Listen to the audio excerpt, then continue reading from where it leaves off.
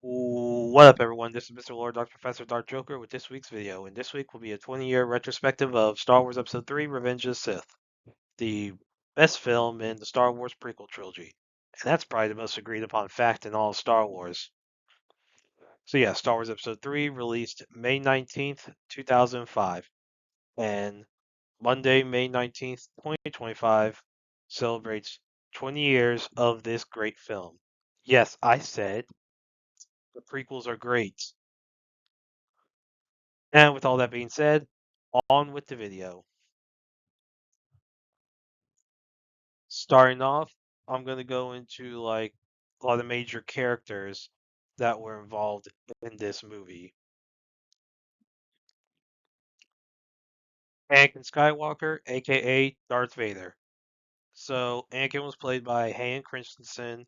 He was born in 41 BBY, or 41 years before the Battle of Yavin. He, well, he wasn't necessarily born on Tatooine, at least not that I'm aware of. 'Cause, I mean, he was a slave. You had some slave moved to different planets. So he lived on Tatooine before he joined the Jedi in 32 BBY. And when he became a Jedi Knight, he was a general for the 501st Legion, which later became known as Vader's Fist. And he was a Jedi Knight. By the time we got to Revenge of the Sith, basically he turned Jedi Knight like in. Well, there's differences to say because Disney does establish as 22 BBY. EU, it's a little complicated. But I would say the consensus is probably like he turned in the EU. I think he turned to a Jedi Knight in 22 BBY. He just has some complicated stuff in when they actually establish him becoming a knight in the EU. Anyway, but in the end of this movie, he becomes the Sith Lord Darth Vader, and he's the husband of Senator Padme Amidala of Naboo, and he's the father of Luke Skywalker and Leia Organa. And, he's a former Padawan of Obi-Wan Kenobi, and he becomes the Sith apprentice of Darth Sidious. In this movie, he kills Dooku, and then when he becomes Darth Vader, basically his first act as Darth Vader is lead Operation Nightfall, which was the attack on the Jedi Temple. And basically he led there, killed a bunch of Jedi, and yeah. And so then after that, he went to Mustafar to kill the Separatist Council, and then that led to his duel with Obi-Wan Kenobi, where he lost, got burned really badly. And that led to him getting his armor and all his robotic replacements. More than just that portion of his arm that got cut off by Dooku. He became basically a cyborg, became more machine than man, and so of course that led to him hearing him yell no.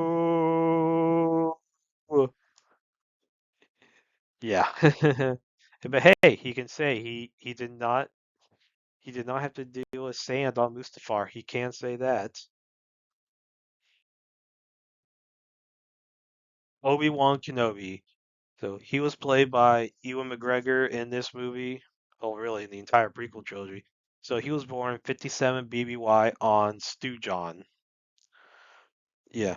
And so he was Anakin's former Jedi Master. Basically, so his master, Qui-Gon Jinn, was originally going to be Anakin's master, but when Qui-Gon died, you know, Obi-Wan, at Qui-Gon's request, became Anakin's master as soon as he became, Jedi Knight, which is basically right at the end of Phantom Menace. And so he was the Jedi General of the Open Circle Armada, which included a bunch of like different fleets, like under different like Jedi Knights and Masters. Yeah, so and specifically he was in charge of the Seventh Sky Corps and the 212th Attack Battalion, but he was in charge over the whole Armada. Now, some people may question why was he in charge of the entire Open Circle Armada when there was probably other Jedi even within the Armada that probably had higher experience than him, would by a lot of standards be considered more qualified to lead? That is a good question, and I could think of a few ways they could explain that. besides plot convenience, basically like they have an entire armada to protect Anakin from the Sith. That's how I think they would have gone about it. Basically, Obi-Wan has a bunch of Jedi Masters, a bunch of clones under his control to basically protect Anakin from the Sith. That's how I think they would have gone about. Anyway, that's the point. So around the middle, so that's the end of the movie. Obi-Wan leads an attack on Utapau to kill General Grievous, which he does. Then, after escaping Utapau during Order 66, of course, he goes to Coruscant, learns about Anakin becoming Darth Vader, learns about what all's gone on with Order 66, the Jedi Purge. So he goes to Mustafar and fights Darth Vader and beats him. Then after that, after Padme gives birth to Luke and Leia, he hides Luke on Tatooine and basically gives Luke to Owen and Beru Lars, who basically raise him while Obi-Wan, watches over him, on Tatooine. And so, at the end of, Revenge of the Sith, he starts, learning, how to become a Force Ghost under the training of Qui-Gon Jinn, who had, been learning how to become a Force Ghost from a shaman of the Wills. That's a whole other story.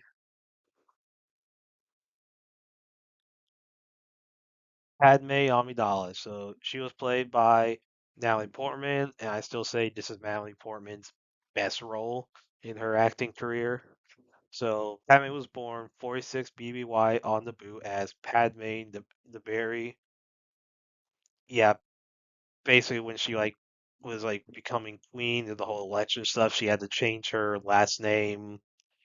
I can't remember exactly what all the reasons are behind why she had to do that. I can't. There's a lot of weird political stuff when it comes to all that. Anyway, but she's a former queen of Naboo, and she then became senator shortly after her term as queen ended. So she's senator by the time we get to Attack the Clones, and then she basically holds that title all the way through the Clone Wars. And so by this point, she's a member of the Loyalist Committee and the delegation of 2000. You know, amongst other senators. And she's the wife of Anakin and the mother of Luke and Leia. And she dies from, after giving birth to Luke and Leia due to, broken heart and possible stress from like a force choke, because, I mean, look, she was close to where she was going to give birth, and a force choke happened. I don't think that's something that pregnant lady can handle, or like her body can handle well. So it's possible that all that combined with the stress from giving birth to twins, it's possible that affected it. And as far as her mental state, look, I'm not a doctor, so I don't know there could I think I did see there is actually where like there is a medical reason where like I think I did read something where it's like there is a medical way that Padme's death could make sense. Besides, the meme of she died from being sad. But it's a meme that people like to make. I mean, it's the prequels. Everyone likes to make memes of the prequels. They'll get to more of that later. Sheev Palpatine, aka Darth Sidious. Now, Sheev is a first name that Disney came up with. So in the EU, Palpatine never really used the first name. Darth Plagueis novel actually does explain it, where basically he hated his first name, whatever it was, and so he was just known as Palpatine. He didn't have he his first name was never given. It wasn't until Disney came along that an actual first name was given, which was Sheev. I have no problem with him being called Sheev. That's fine. Obviously he had a first name, we just didn't know what it was, and so I have no problem with him being called Sheev. Anyway, so he was played by Ian McDermott, who did a very good job as him. So he was born A2BBY on Naboo.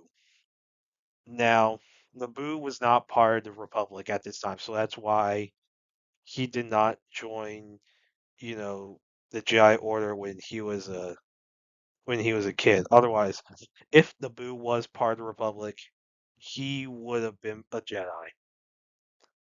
He would have been part of the Jedi Order if Naboo was part of the Republic. But since he wasn't, by the time Naboo joined, he was too old.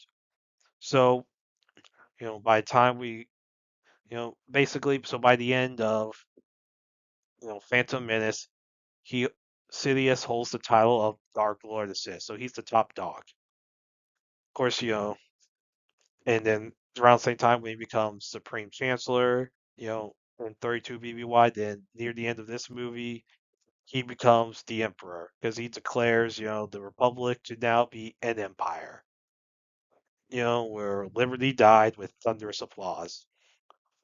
And so he formed the Loyalist Committee that Padme was a part of. And so he's the former Sith apprentice of Darth Plagueis. It's tragic what happened to that guy. And so he's the Sith master of Count Dooku and Darth Vader. Yeah, yeah. So yeah, Dooku yeah, Dooku dies. Yeah, he's not in Dooku's not in this movie long. Anyway, so near this movie, he initiates Order 66 to wipe out the Jedi, which is, mostly successful. Wipes out significant portions of them. And if you go by, George Lucas's sequel plans, there was like around maybe a 50 to 100 left. So yeah, there weren't many left. So like Sidious was very successful at becoming emperor, and he was such a good villain who did not some who somehow returned in Disney's time. Even though all EU fans were able to figure out exactly how they're going to say he returned. Yeah, screw you, Disney. Yoda. So he was played by Frank Oz. And of course, Revenge of the Sith, they were using CGI for Yoda instead of, a puppet like they did in the original trilogy and Phantom Menace. So like Attack of the Clones, they started using CGI for Yoda, and I'd say that was actually good CGI. Anyway, so Yoda, he was born 896 BBY. So in this movie, he holds the title of both Grand Master of Jedi Order and Master of the Order. So like Grand Master is like the leader of Jedi Order, and the Master of the Order basically runs the Jedi Council. So during Clone Wars, Yoda holds both titles. Now there's a reason for that. That I'll get to later. So in this movie, he leads the Republic defense on Kashyyyk. Now he was also involved with the Battle of Coruscant. Basically he did,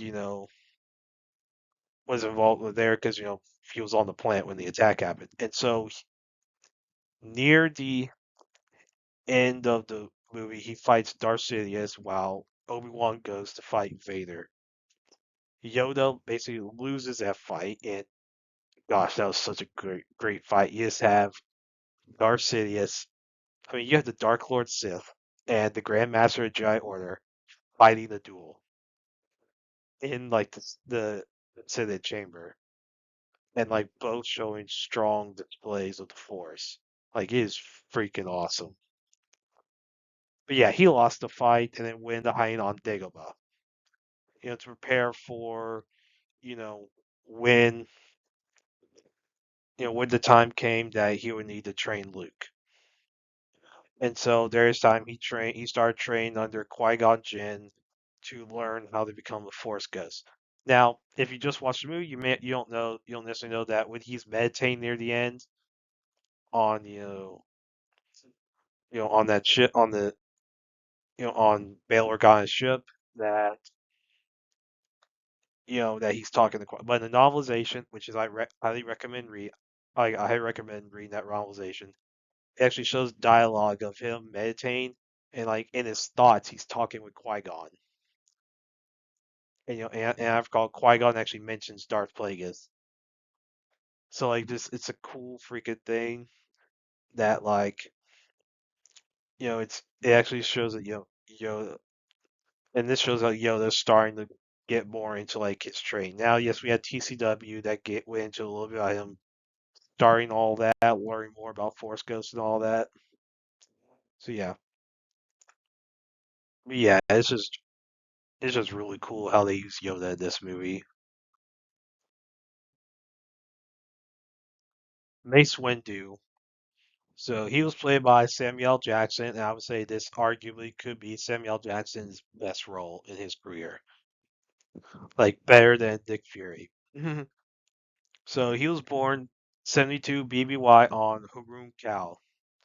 And he's the former Master of the Order. So yeah, so this is what I was saying when it comes to Yoda being the Master of the Order. So when the Clone Wars started, Mace Windu, basically relinquished his title as Master of the Order so that he could be more active on the battlefield during the Clone Wars. So with Yoda holding both, you know, Grandmaster and Master Order, that allowed Mace Windu to be more involved with, the Clone Wars, actually be more active during combat. And so, and then near the end of this movie, he fights Darth Sidious. Yeah, the other ones, the other Jedi with him, they all get killed pretty quickly. He fights Sidious. Pretty good duel, and he was killed after Anakin. So Windu tries to kill Sidious in cold blood, which is against the Jedi.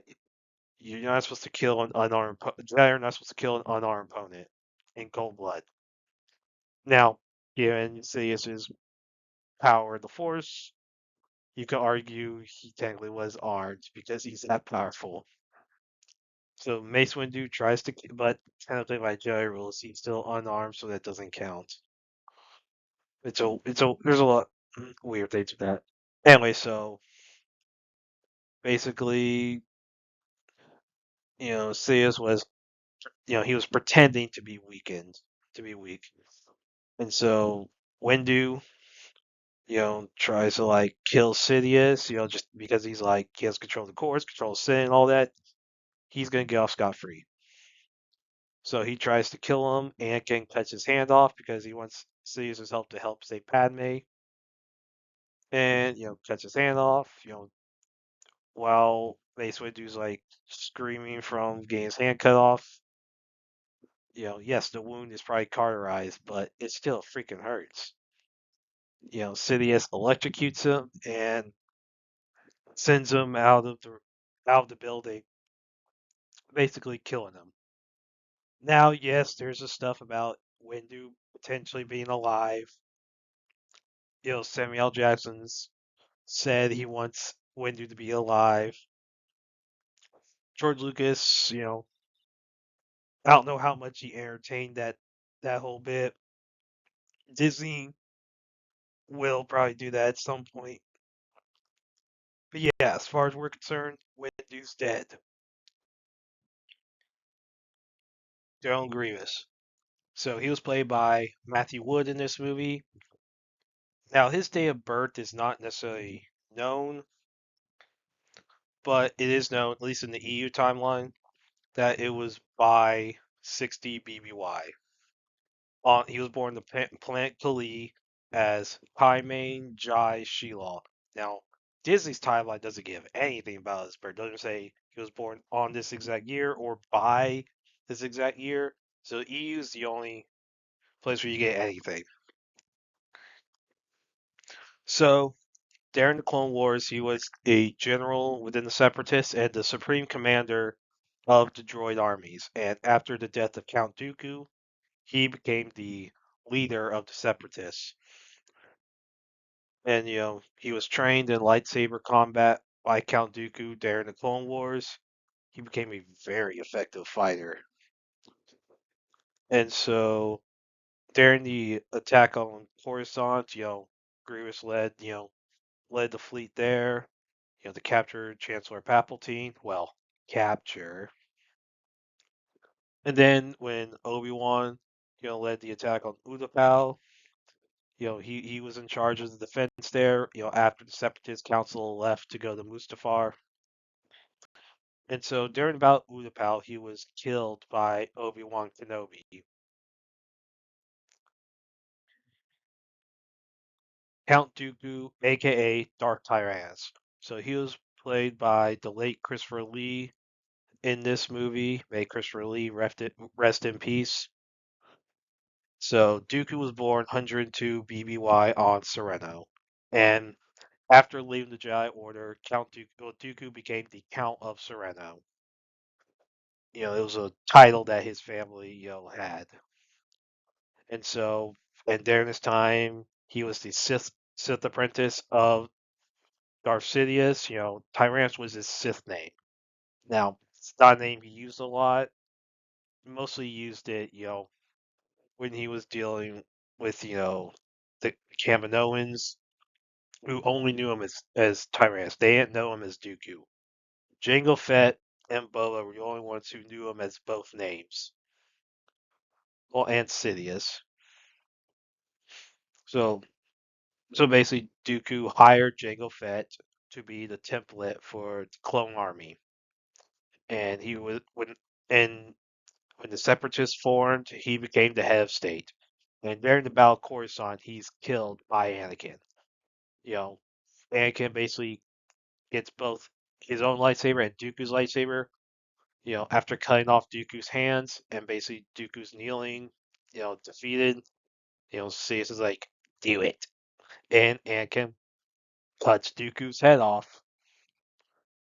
You know, yeah, he doesn't last long in Revenge of the Sith. And if you go by the dialogue, he and Anakin never met in between Attack of the Clones and Revenge of the Sith. Just throwing that out there. Bail Organa, he was played by Jimmy Smits in this movie. This character got done dirty in Andor. Yeah, I'll say it. Andor sucks. So he was the center of Alderaan, and he was the husband of Queen Breha Antilles Organa. So that's why Leia was called princess, because his wife, Bail's wife, was the queen. Anyway, so basically, after seeing the clones attack the Jedi Temple during Operation Nightfall, yeah, Bail has to leave that temple very quickly.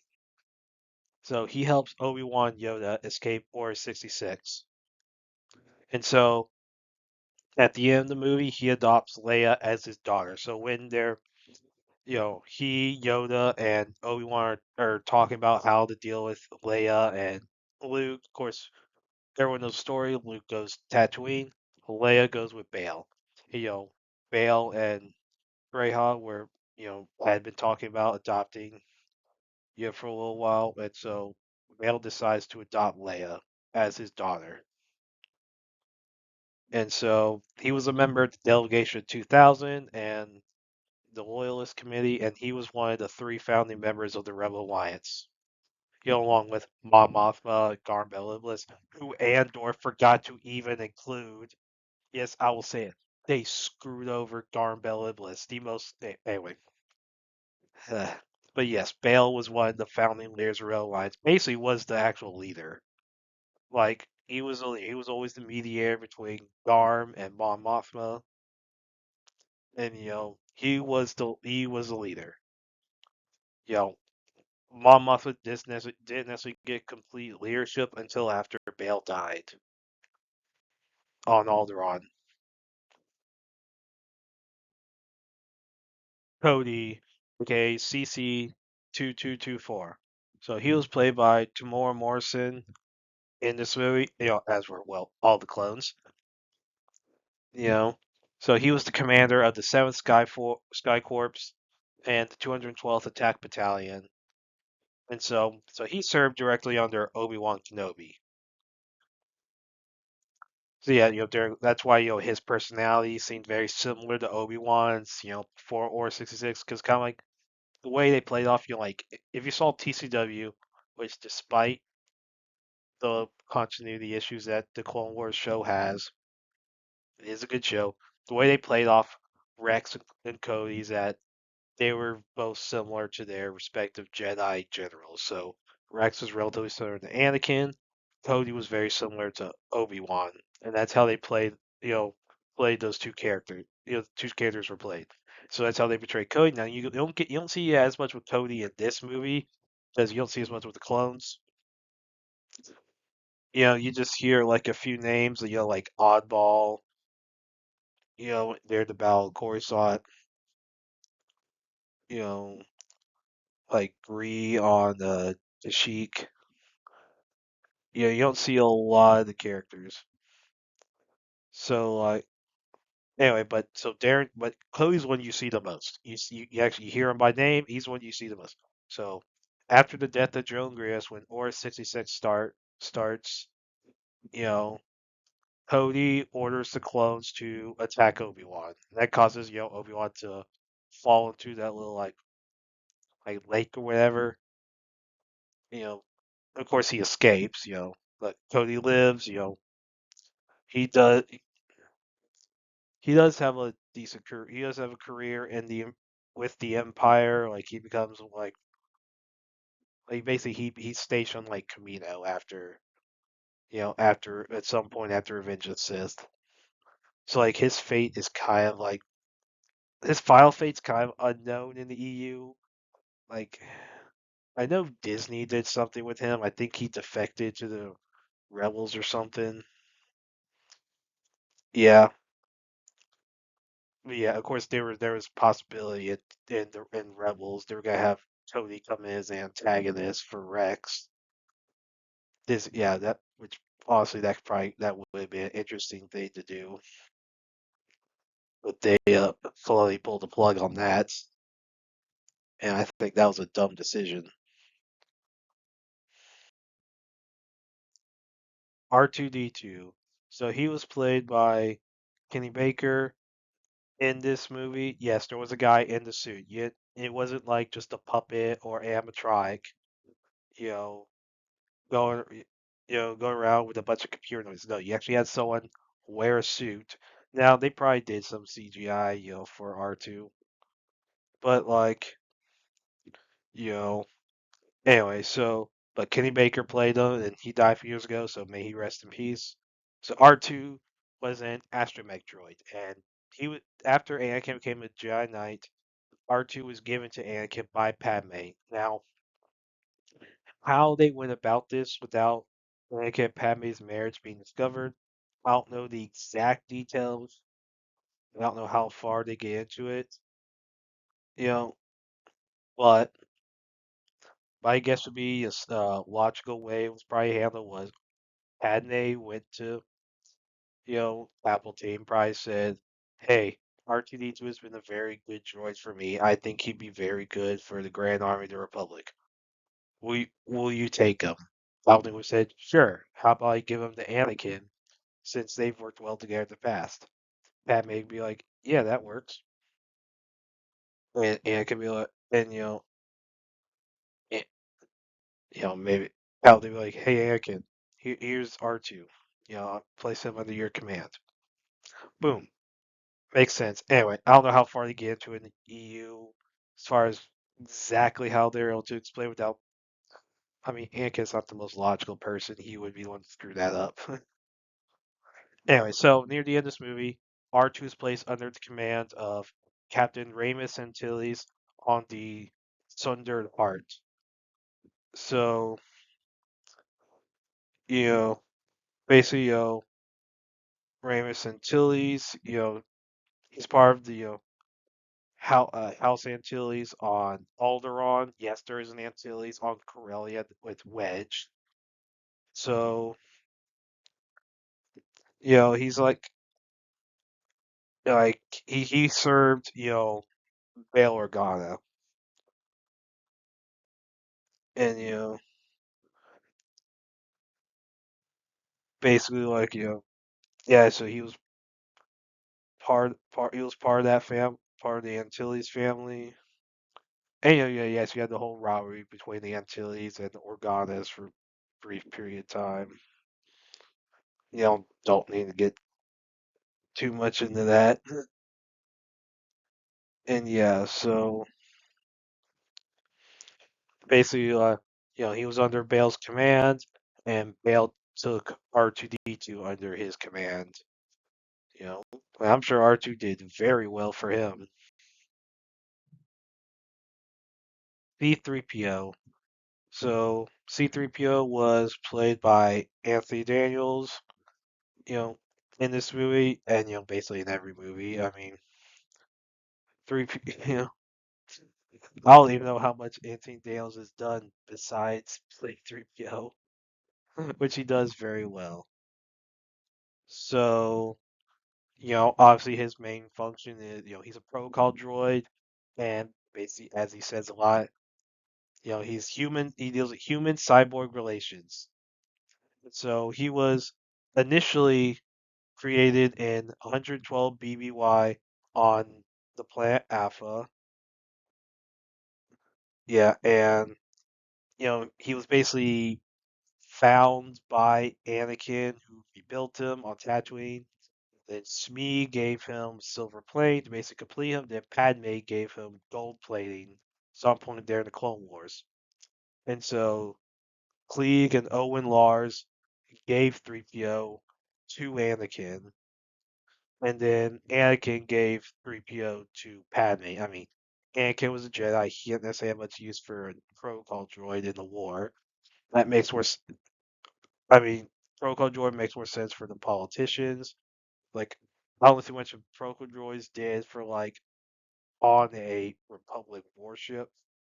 So it made more sense for Padme since she has to deal with other senators from various planets who probably don't speak Galactic Basic. 3PO can speak a lot of languages. Anyway, so at the end of this movie, he's placed under the command of Captain Ramus Antilles on the Sundered Heart, like with R2, and 3PO has his mind erased, all his memories gone.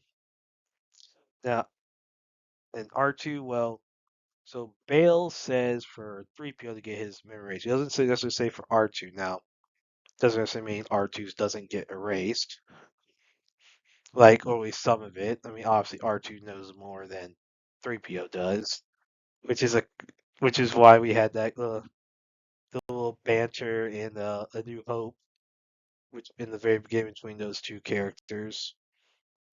So yeah, 3PO. He's not in this movie a lot, but he does make his appearances very memorable in this movie. Chewbacca.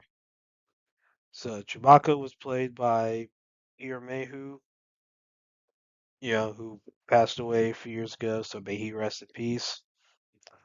And so Chewbacca was born 200 BBY on Kashyyyk.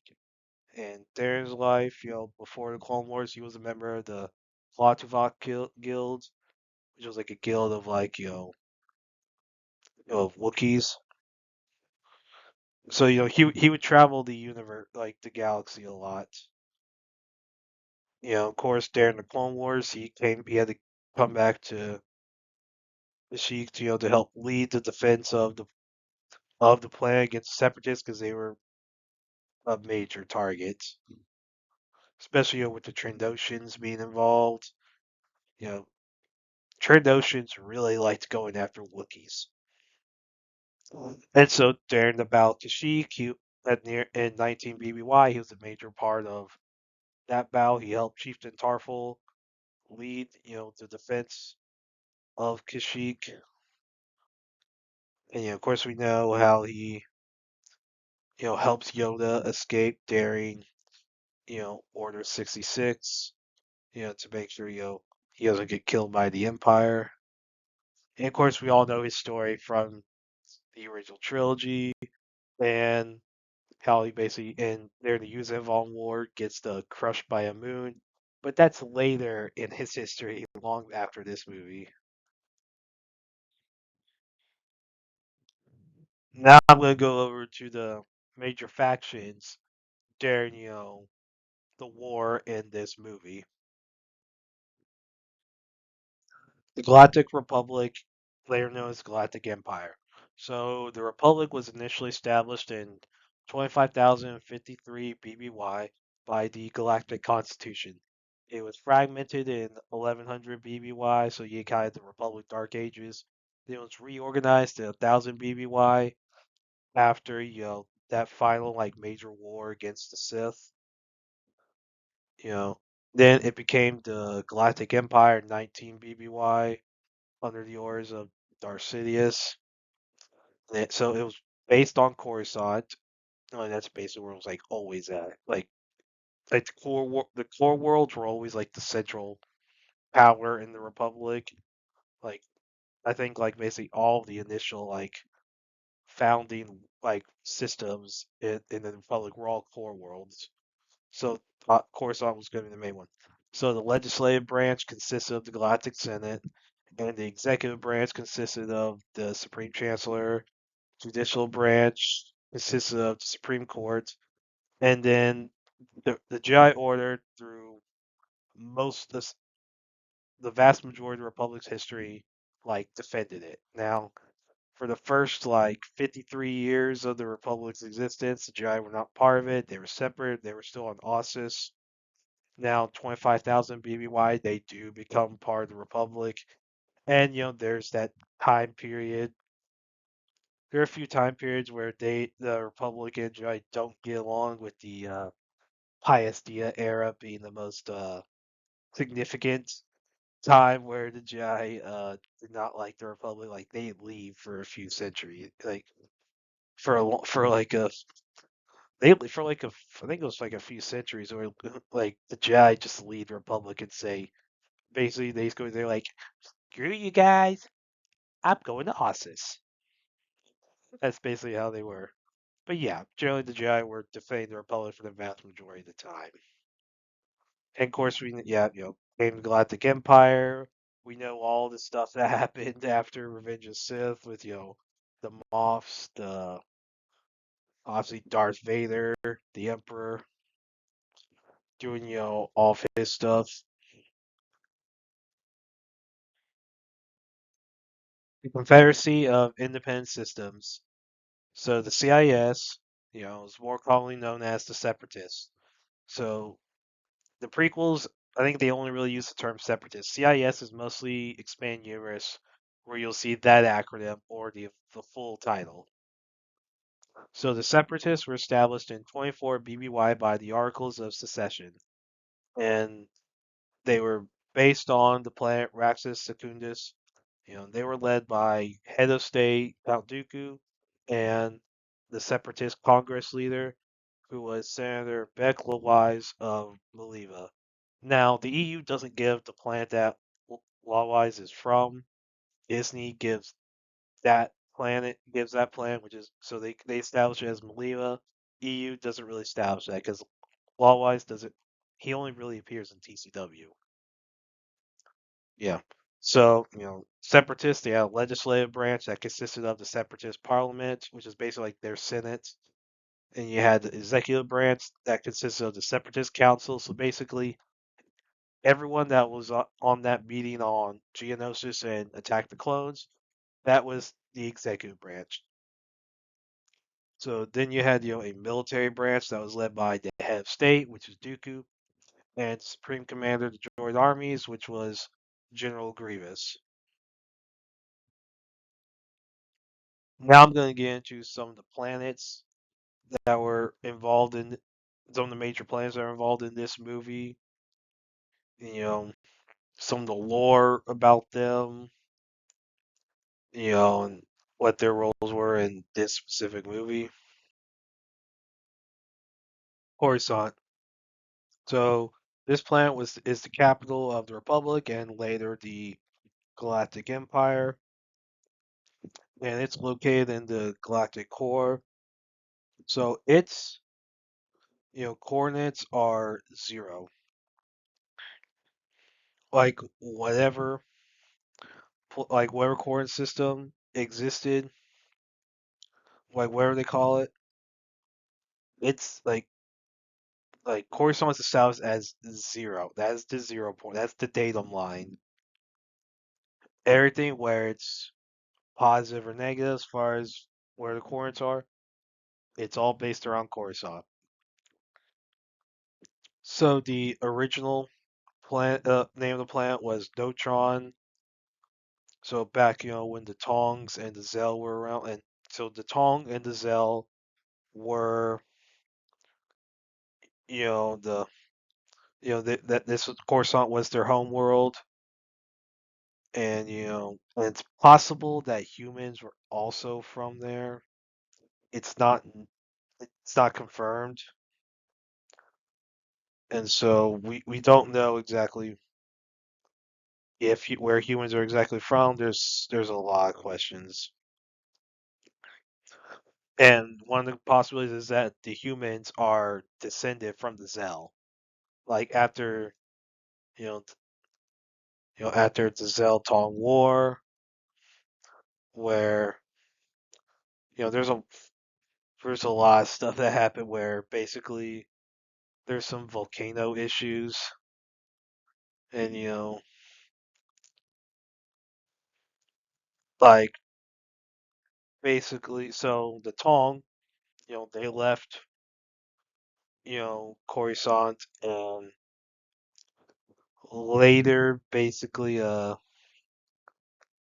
they end up going to Mandalore. So Mandalore the First, who the planet's named after, the planet Mandalore is named after, was a Tong. So it's possible that the reason Mandalorians don't really like Coruscant, don't really like the Republic too much, why they're so from, is traced back to the Tong Zell War, like the war between between the two races on Coruscant. Like the Zell Tong War that was a big war that drove the Tong outworld to where they ended up establishing Mandalore. So yes, Mandalorians aren't necessarily 100% human. Yeah. Anyway, enough of that. So Galactic City, that big metropolis we see anytime we're on Coruscant, it encompasses the entire planet. And you have all those different levels that are there, different sections, you know, obviously 1313 being one. Yeah, we never got that game from Disney. Screw you, Disney. So yeah, different levels. Some areas of Coruscant are not as well off as others. There's a lot of gangs here. There's a lot of organized crime on the planet. Black Suns. A lot of times they have business on Coruscant. Like I think a lot sometimes for a portion of time their main headquarters was on Coruscant. And of course, yeah, the Huts was zero for a period of time. And so the main GI temple is located on Coruscant. Obviously, because with the Senate and the Chancellor, basically a lot of the major politicians being on Coruscant, the Jedi probably would like to keep an eye on them and to help steer the Republic, on the right path. So the Jedi a lot of times would keep like the Jedi Council would mainly stay on Coruscant, very rarely like relocating. Like obviously they relocated to Ossus during the Pius Dia era, and there was a brief period of time during the Jedi Civil War where they were on Dantooine. But yeah, generally Jedi Council was usually on Coruscant. Kashyyyk. So this is the homeworld of the Wookiees, including Tarful and Chewbacca. The main two we see in Revenge of the Sith, and due to how powerful the Wookiees were, how good they were as fighters and as workers, and how freaking intelligent they were. They were common targets for slayers, especially the Trandoshans who lived near them. So during the Clone Wars, they sided with the Republic. They were targeted, and of course we had that big battle in Revenge of the Sith with Kashyyyk. You know, yeah, it's a very important planet in the Republic. Utapau. So this was the homeworld of the Paulins and the Utai. You know, when the Clone Wars started, Utapau was neutral. They didn't want to get involved with either side, but later in the war, the Separatists took over. And so when the Separatists took over, it became the base of the Separatist Council and General Grievous. And of course, we know what happened. About Utapau and the Revenge of the Sith, where Grievous was killed. And of course, before that, the Separatist Council leaves Utapau to go to Mustafar. And yeah. So yeah, there's not much of this planet yes, you had TCW with the what was it, the Crystal Crisis on Utapau, I think is what it was called, where there was like some with the Death Star, which well, that probably would have looked cool. There were some lore issues with that because, like, okay, well, why are we dealing with Utapau now in TCW? But yeah, anyway, that little nitpick in there. But yes, this is a very important plan in Revenge of the Sith due to about Utapau, which was big. That is a big freaking battle. Yeah, Mustafar. So this is the homeworld of the Mustafarians, the lava fleas, Shurkars, Joinka lava beasts, Tanrays, Kubaza beetles, Joondocks, Zandanks, and Listbots. And this was the final base of the Separatist Council. So after that council leaves Utapau, they go to Mustafar. Of course, where they end up being killed by Darth Vader. And so there's a Black Sun Fortress that's on this planet. And as anyone who saw TCW, saw Darth Maul basically go there and kill some of the members in order to get them to work for him. And so this was originally a jungle plant. It was a green lush plant. But there's a and this is a whole weird story that goes on. So there was some big explosion that happened. There was like a battle there, you know, involving like it was some weird artifact, like it's like a Jedi or Sith artifact, whatever. And basically the explosion was so massive, it caused the planet's orbit to shift.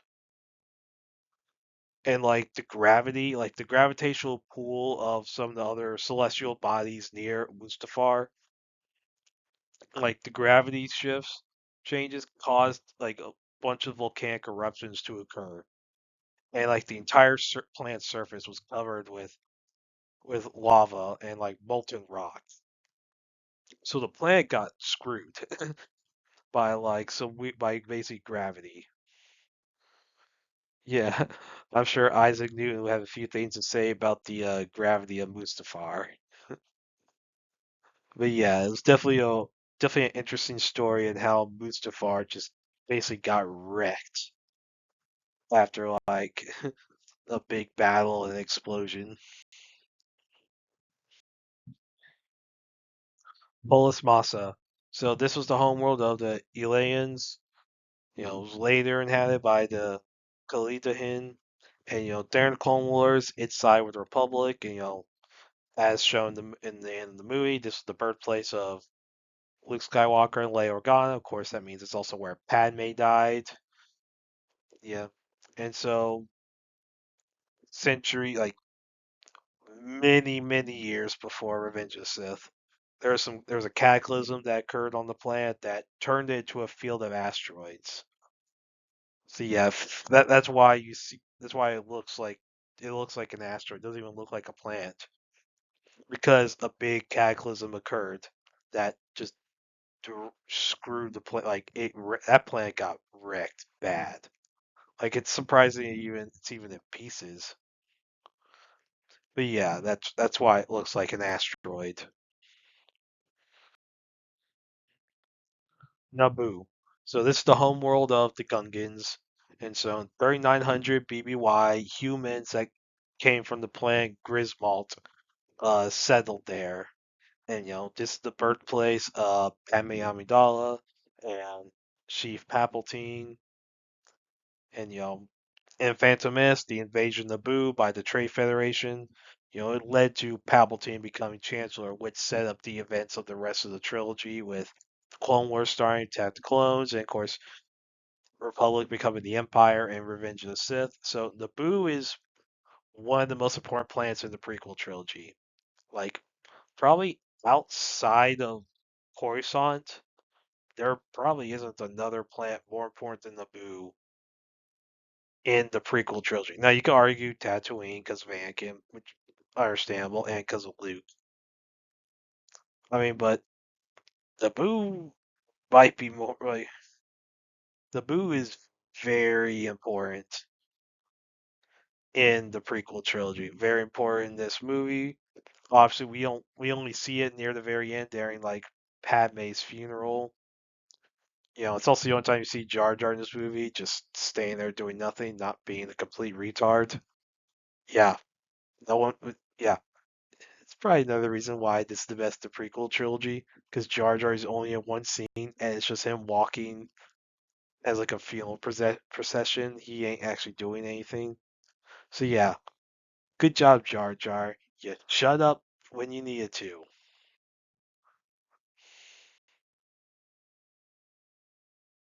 Tatooine.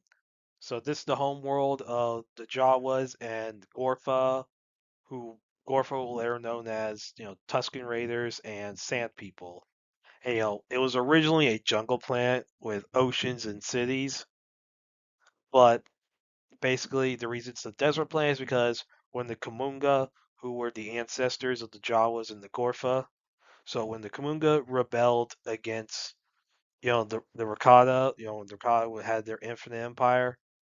The Rakata got really pissed off, so they just bombarded the entire planet and turned it to a desert. Now, there is a possibility that some of the technological developments that the Kamunga were doing on the planet could have contributed to, the planet's decline into becoming a desert. But it's more just the Rakata just bombing them so badly. And of course, this is the homeworld of Anakin Skywalker, his mother Shmi, you know, Anakin's son Luke, and the Lars family. And of course, Jabba the Hutt has palace, on his planet. Now I'm going to get into some of the battles that are shown and mentioned in Revenge of the Sith. The Battle of Coruscant, 19 BBY. So General Grievous and Count Dooku, they led the invasion of the planet and quote quote captured Palpatine. And so the Republic leaders that were defending the planet include Master Yoda, Mace Windu, Shaak Ti, Plo Koon, Stacey Tin, Stas Ali, Agen Kolar, Kit Fisto, Arla Ginzay, Boltar Swan, Lorth Nida, Alpha 77, aka Fordo, and Gilder Varth. And Anakin Skywalker, Obi-Wan Kenobi, they provide reinforcements and saved Palpatine with Anakin killing Dooku, and Grievous, of course, escaped the planet and went to Utapau. The Battle of Kashyyyk, 19 BBY. So General Grievous and Karnas, they led the Separatist attack, but Grievous had to leave early to attack Coruscant. And so a lot of the Republic leaders that were defending the planet included Master Yoda, Luminar Unduli, Sui Choi, Etain Turbukan, Tarful, Chewbacca, Commander Gree, and Commander Fei. Now, the 501st Legion and Delta Squad joined the battle, so some of the 501st, which, that's Anakin's, group, some of them, left, were reassigned to Kashyyyk. My guess is since Anakin was basically stuck on Coruscant for a while, they probably just moved some of 501st to with Yoda. Probably how they handled it. And, Quinlan Voss then led reinforcements from Boz Pitty to help. And, Faye, killed Karnas during the battle. Then when Order 66 started, near the end of the battle, Yoda killed Gree, and Voss killed Faye. And Unduli died during Order 66, while the other Jedi were able to escape the planet with the help of the Wookiees.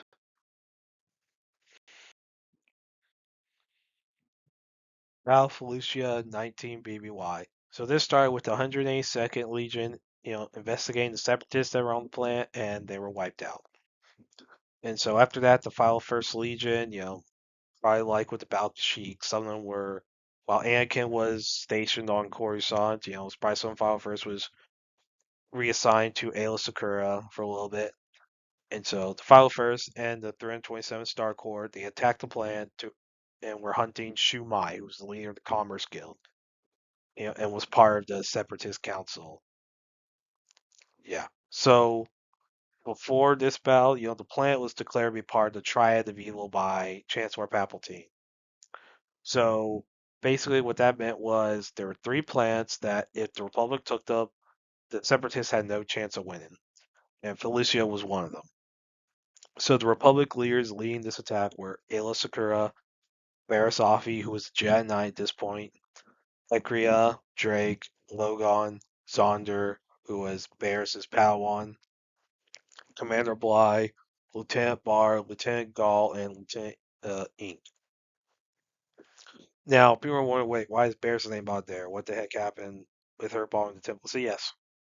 So Barriss being involved in the battle, that was something that was a plot point before the Jedi Temple bombing arc in TCW. Now, is how to rectify that? That that's a good question. That's I mean, Disney's definitely not doing that. Considering the Tales of the Empire happened, and so as far as EU, how that be rectified? Well, the only way really to do that would be for is if Barriss was framed. Let's say like you had like a changeling who you had like a dark acolyte who was a changeling who basically was trained by Dooku into masking her presence to make people think that she was that the changeling was Barriss, and that basically that framed Barriss. Barriss maybe was captured by separatists, and basically Barriss's name gets cleared once that Dark Acolyte's dealt with, and it just makes the Jedi look like a bunch of retards, which I'm sure Anakin would be very happy about. I mean, like an event that makes the Jedi look retarded and makes Anakin hate the Jedi, be very mad at the Jedi for what happened with Ahsoka. I mean, that would send the message to the galaxy: Hey, the Jedi is a bunch of retards. The two Padawans framed for mass murder, one of which leaves the Order, another one gets promoted to Jedi Knight. Yeah, I mean, there's a way to do that, and that's probably the only way to do that to rectify is to have Barriss be framed, to have it not be Barriss who did the bond, but a changeling dark acolyte like impersonating her, which that would actually be a cool thing to explore. Just an idea of a changeling who could use the Force to make people think that you know he or she was someone else. That would actually be a cool thing to explore, regardless of whatever the reasoning is. Anyway, so the Separatist defense was led by Vasius Mandrake, and after Separatists lost the battle, Mandrake just fled into the forest. Not much really happened to him after that. And so Ink was killed by a battle droid, and when Order 66 started, Aayla Secura and Barriss Offee were killed by the clones. Now, the other Jedi, they were able to escape the planet. And, yeah. So, yeah, while the other Jedi that were there, they were able to get away from the clones and live another day. Battle of Mygeeto, 0.1 BBY through 19 BBY. Now, Disney establishes that there were multiple battles of Mygeeto, but the EU, while fighting was, more tense near the very beginning and the very end, not much is given about what happened in between. It's still established as just being one really long battle that lasted like 2 years. So near the beginning, the Galactic Marines they provide division for Leyland Vol and Delta Squad. And basically near the end of the war, it was declared as part of the Triad of Evil. And so the Republic leaders on that planet near you had Kia di Mundi, Commander Bakara, Eon, Rivi Anu, Hurst Romadi, Jan Dodana. Yes, that Dodana. You know, Re, uh, and so Rivi Anu died when her Star Destroyer crashed on the planet. Basically, she was trying to contain it to make sure, no one else died from the ship crashing. And so she died, you know, saving everyone. And so the file first was, reassigned there for a brief period of time, at least a portion of them, and they stole a Mygeeton crystal for Project Hammer Tong, which was the project name for the super laser for the Death Star. And so when Order 66 happened, Mundi is killed by the clones. Battle of Utapau, 19 BBY. So Obi-Wan Kenobi, infiltrated the planet and met with the Master of Port Administration, Tion Medon. And, basically when the Obi-Wan confronted General Grievous, then once the battle started, there was a whole chase. Then Obi-Wan, he killed uh, killed Grievous while Cody was leading the clones during the fight against the battle droids. And, the Utapauan resistance, helped the clones. And so, of course, during the battle, Order 66 happened, Commander Cody, ordered the other clones to attack Obi-Wan. Of course, Obi-Wan, you know, fell into his, lake where escapes.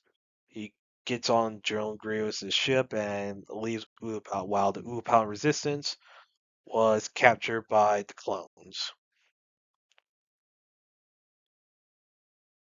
Siege of Seleucami, 19 BBY. So this planet was declared as part of the Triad of Evil by Palpatine. And so the reason the Republic, attacked the planet besides that was to prevent Wrath Kelko and a lot of the other Anzadi that were helping the Separatists, basically to stop them from cloning a Morgukai Shadow Army for Bach and Dooku. And so the Separatist defense was led by Sora Bulk and Tol Skor, who were both Dark Acolytes under Count Dooku. And so a lot of the Republic leaders leading the attack were, Oppo Rancisis, Quinlan Voss, Osar Set, Osred Het, who a lot of us fans know as Darth Krayt, Cyan Gisel, Kakruk, Ayla Sakura, Thulm, Zian Amersu, Dernar, Taboltan, Zeltek, Denimore, Commander Terran, Commander Bly, Commander Neo, and Commander Faye. And Osset, Zeltek, Taboltan, and Dernar, they all died during this battle. And Rancisis kills all the Anzadi, while Ayla kills Bach. And then Bulk kills Rancisis, but is later killed by Quinlan Voss. Which is that's part of Voss's like redemption. So Voss was he was sent by the Jedi Council to infiltrate the Separatists to basically spy on them. But he could basically got in too deep, basically turned to the dark side. There's this whole story with that. And so in the lead up to this battle, there was questions of whether or not Voss had turned back to the light side and was actually defecting to the Republic, or if he was just a spy for Dooku. Like that was a question. But when he killed Sora Bulk, that basically cemented to everyone that like Quinlan Voss is on the good side. That he's back to being a Jedi. And so after a lot of the main separatist forces were dealt with, there was just there there was kind of like mop up duty to be done. So Stash Ali basically was stationed at Seleucami to finish off the separatists, while all the other Jedi fleets were sent to other planets. And with Quinlan Voss going to Boz Pity. And so And when Order 66 happened here, we see Stas Ollie get killed by the clones.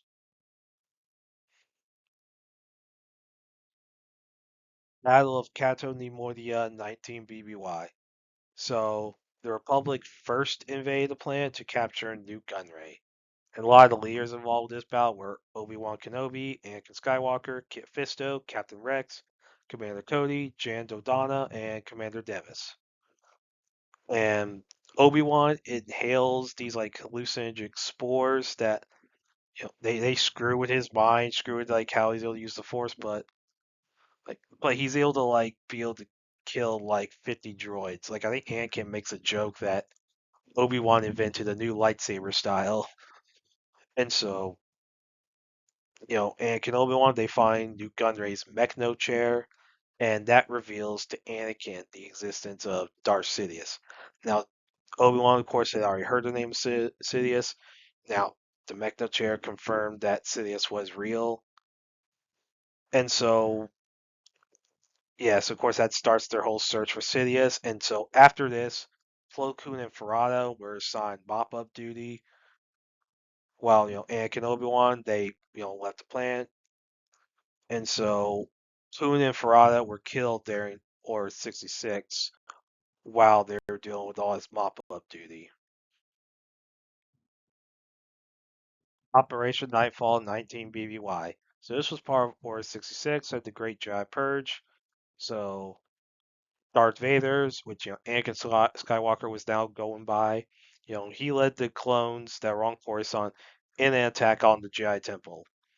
And so Vader obviously killed a bunch of Jedi during this attack, including all those younglings.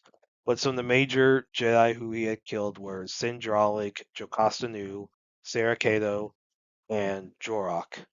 And Shakti was like one of the few to be able to escape during the battle. And she later went to Felucia, where she was trained Maris Brood, and of course she died there, but that's the point. And so, yeah. Now Disney has a plot point to where Shakti was killed by Vader during the battle during Operation Nightfall. But I'm not acknowledging that. Disney can go to hell, and they can go to the netherworld of Force.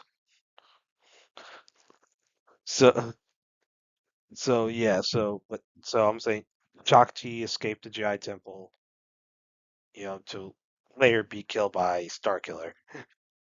And so while this was going on, Bail Organa seeing the attack, seeing like there was like fire from the Jedi Temple. Bail Organa was like, "What the heck's going on?" So he goes there. Clones telling him it's time for you to leave. Then Bail Organa's like, "Okay." Then he sees clones kill a Jedi, and he's like, "Oh crap!" So that's when he leaves the planet to search for other Jedi, which of course leads him to find Master Yoda and Obi-Wan Kenobi. So yeah, basically about every Jedi on in the temple was killed.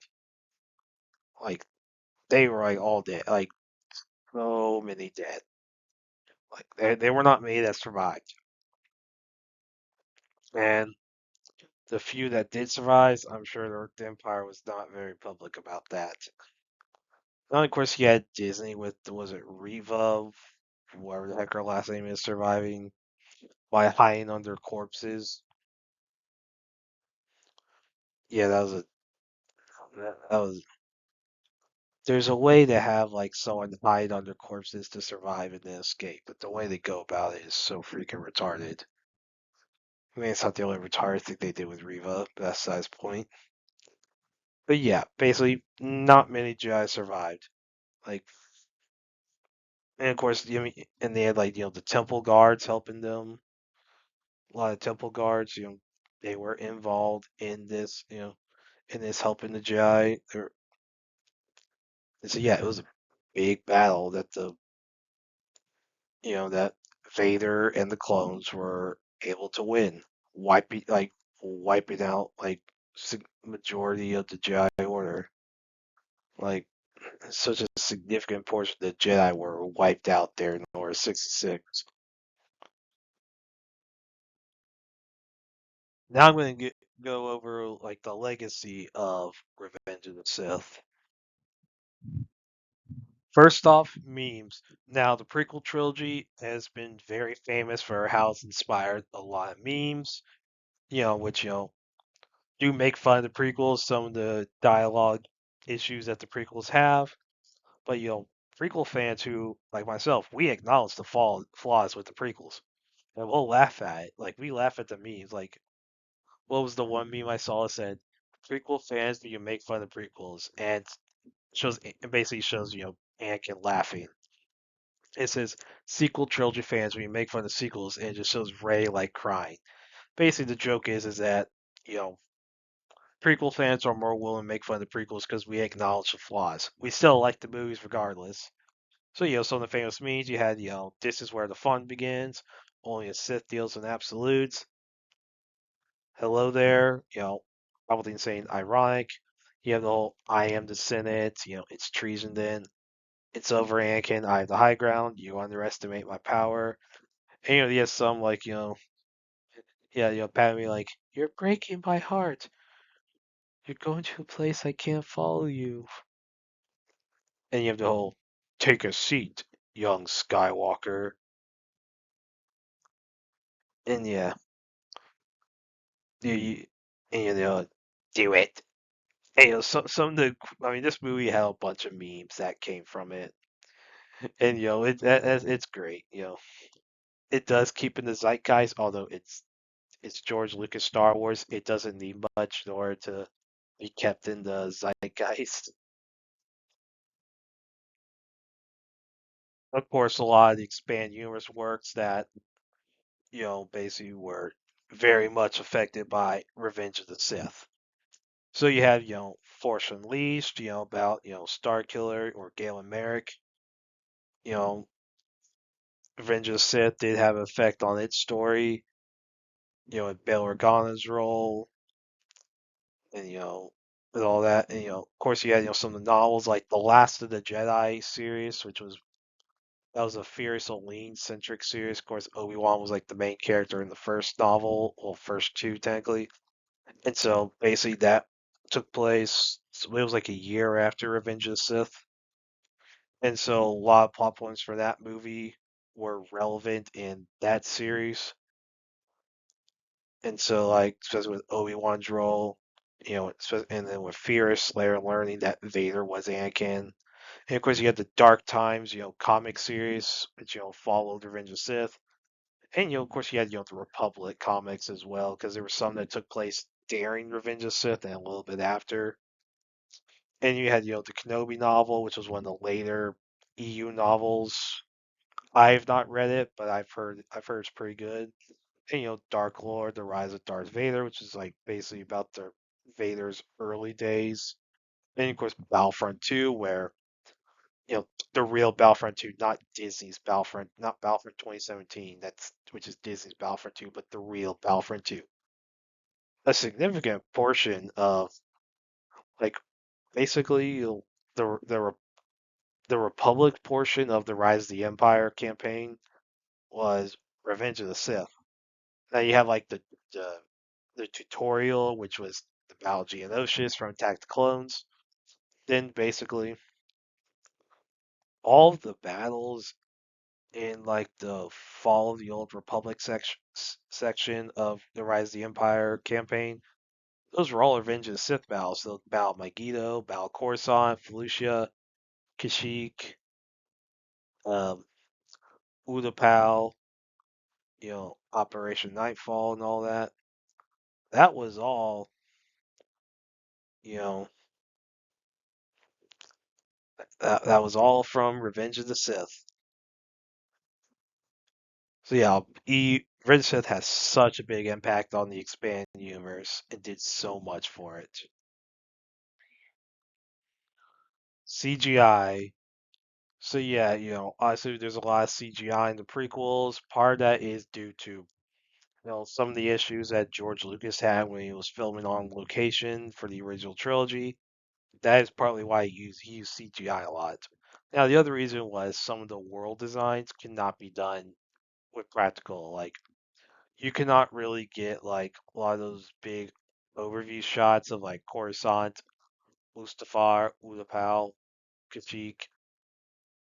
Well, I mean, you could maybe do Kashyyyk depending on where you were filming from, but a lot of places you would not be able to get like good like overview shots, good close-up shots. So they had to use a lot of green screen, a lot of CGI and stuff, in order to like make it work.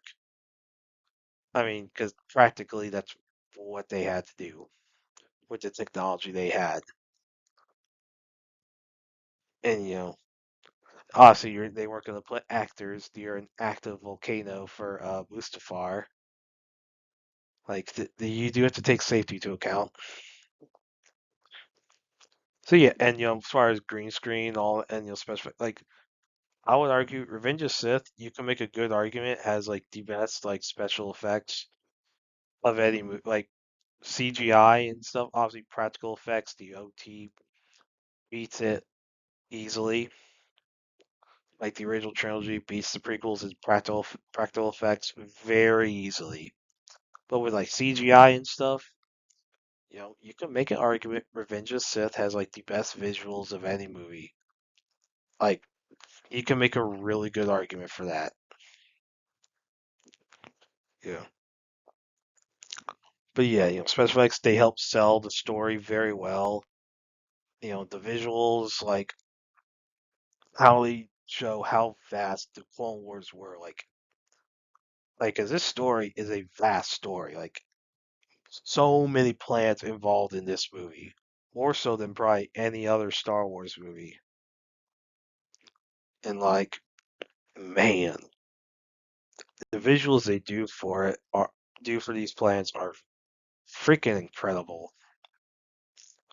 So yeah, credit to George Lucas for how he did all the special effects. And that's it. So yeah, did y'all like this video? Do you like Revenge of the Sith? Are you a hater of this movie for whatever reason? Is it because we're not you just don't like the prequels or just don't like this movie?